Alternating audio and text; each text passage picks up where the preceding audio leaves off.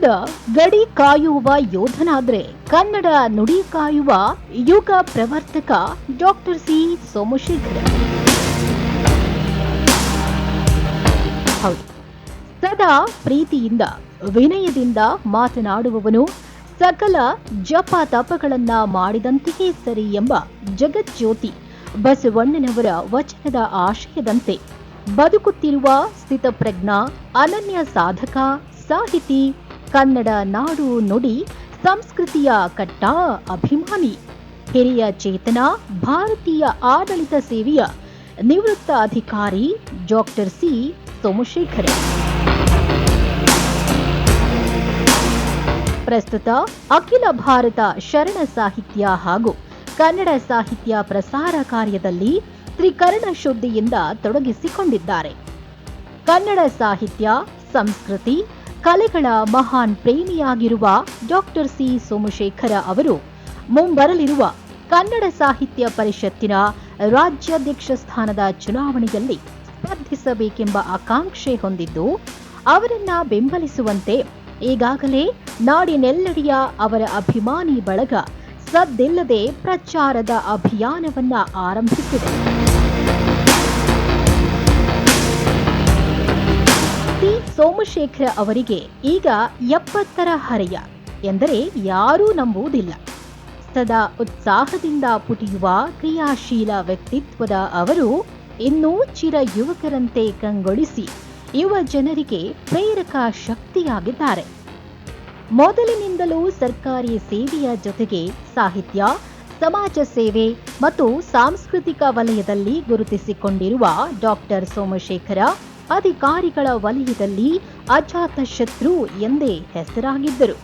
1980ರಲ್ಲೇ ಲೋಕಸೇವಾ ಆಯೋಗದ ಪರೀಕ್ಷೆಯನ್ನ ಪ್ರಥಮ ಬಾರಿಗೆ ಕನ್ನಡದಲ್ಲಿ ಬರೆದು ಆಯ್ಕೆಗೊಂಡ ಕೀರ್ತಿ ಸೋಮಶೇಖರ್ ಅವರಿಗೆ ಸಲ್ಲುತ್ತೆ.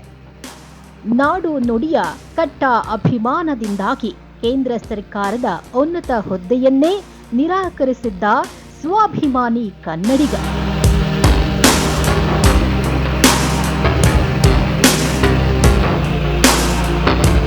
ಕರ್ನಾಟಕ ಗಡಿ ಪ್ರದೇಶ ಅಭಿವೃದ್ಧಿ ಪ್ರಾಧಿಕಾರದ ಮಾಜಿ ಅಧ್ಯಕ್ಷರೂ ಆಗಿರುವ ಸೋಮಶೇಖರ್ ಜಾನಪದ, ವಚನ ಸಾಹಿತ್ಯ ಹಾಗೂ ದಾಸ ಸಾಹಿತ್ಯ ಕ್ಷೇತ್ರಗಳಲ್ಲಿ ಅಪಾರ ಸೇವೆ ಸಲ್ಲಿಸಿದ್ದು, ಸಾಹಿತ್ಯ ಸೇವಾ ಪ್ರತಿಷ್ಠಾನದ ಸಂಸ್ಥಾಪಕ ಅಧ್ಯಕ್ಷರಾಗಿ ಅನೇಕ ಕೃತಿಗಳನ್ನು ರಚಿಸಿ ಸಾಂಸ್ಕೃತಿಕ ಚಟುವಟಿಕೆಗಳಿಗೆ ಪ್ರೋತ್ಸಾಹ ನೀಡುತ್ತಿರುವ ಅವರು ಪ್ರತಿಷ್ಠಾನದ ಮೂಲಕ ಸಾಹಿತ್ಯಿಕ ಚಟುವಟಿಕೆಯನ್ನ ನಡೆಸುತ್ತಿದ್ದಾರೆ.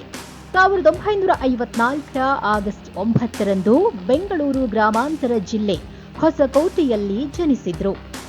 ಬೆಂಗಳೂರು ವಿವಿಯಲ್ಲಿ ವಾಣಿಜ್ಯ ವಿಭಾಗದಲ್ಲಿ ಸ್ನಾತಕೋತ್ತರ ಪದವಿ ಪಡೆದರು. ಕಾಲೇಜು ಜೀವನದಲ್ಲಿ ಪ್ರಬಂಧ, ಚರ್ಚಾ ಸ್ಪರ್ಧೆ, 100 ಭಾಷಣ ಸ್ಪರ್ಧೆಗಳಲ್ಲಿ ಭಾಗಿಯಾಗಿ 50 ವರ್ಷಗಳ ಹಿಂದೆಯೇ ಅಪ್ರತಿಮ ವಾಗ್ಮಿ ಎಂಬ ಹೆಗ್ಗಳಿಕೆ, ಹಲವು ಪ್ರಶಸ್ತಿ ಪುರಸ್ಕಾರಗಳಿಗೆ ಭಾಜನರಾಗಿದ್ದಾರೆ.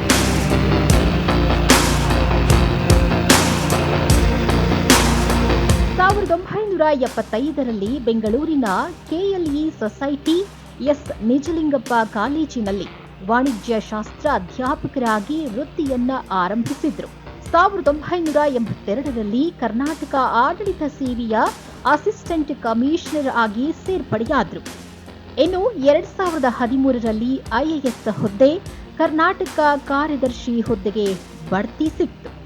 ನಂತರ ಕರ್ನಾಟಕ ಯುವಜನ ಸೇವೆ ಇಲಾಖೆಯಲ್ಲಿ ಕಾರ್ಯದರ್ಶಿಯಾಗಿ, ಕರ್ನಾಟಕ ರಾಜ್ಯ ಸಣ್ಣ ಕೈಗಾರಿಕಾ ಅಭಿವೃದ್ಧಿ ನಿಗಮದ ವ್ಯವಸ್ಥಾಪಕ ನಿರ್ದೇಶಕರಾಗಿ ಹಾಗೂ ಸಹಕಾರ ಇಲಾಖೆಯಲ್ಲಿ ಕಾರ್ಯದರ್ಶಿಯಾಗಿ ಅತ್ಯುತ್ತಮ ಸೇವೆ ಸಲ್ಲಿಸಿದ್ದಾರೆ.